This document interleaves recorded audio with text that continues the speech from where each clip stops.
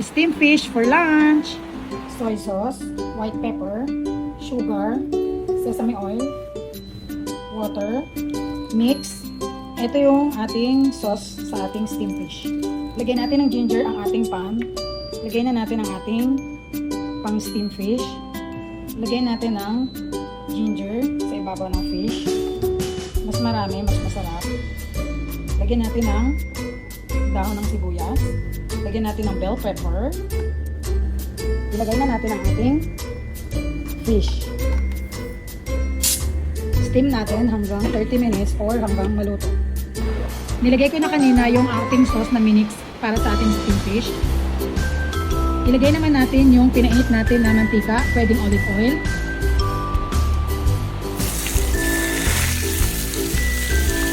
I-blanch natin ang ating vegetable. I-blanch natin ang ating bok choy bago natin isutay sa garlic. Magsutay tayo ng garlic. Ilagay na natin ang ating bok choy.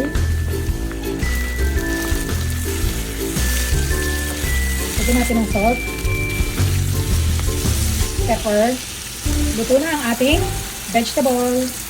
Luto. Happy lunchtime. Happy lunchtime. Another day, another lunch. Meron kaming steamed fish and bok choy Yes. for lunch. Tara, lunch na po tayo. With tatay.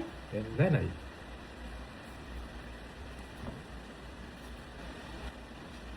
Kain na po. Bok choy. Bok choy. Sutay garlic bok choy po ito. And steamed fish. At ating steamed fish. Masarap yung palagi kami gulay. Chinese bok choy. Wow, lutong-luto ang ating steamed fish. Nakakita po kasi ako kaninang fresh na isda. Parang sarap steam. Pwede po itong panghanda. Pwedeng pang lunch. Ito po yung aking version ng steamed fish at sauté na bok choy. Para kami nasa Chinese restaurant. Dinala ko na dito.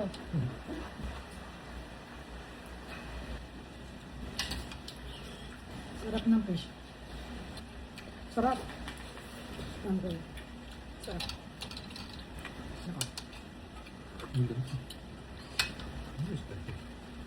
Maya-maya. Ang sarap po yan. Kompleto po kami ngayon. So, pasok.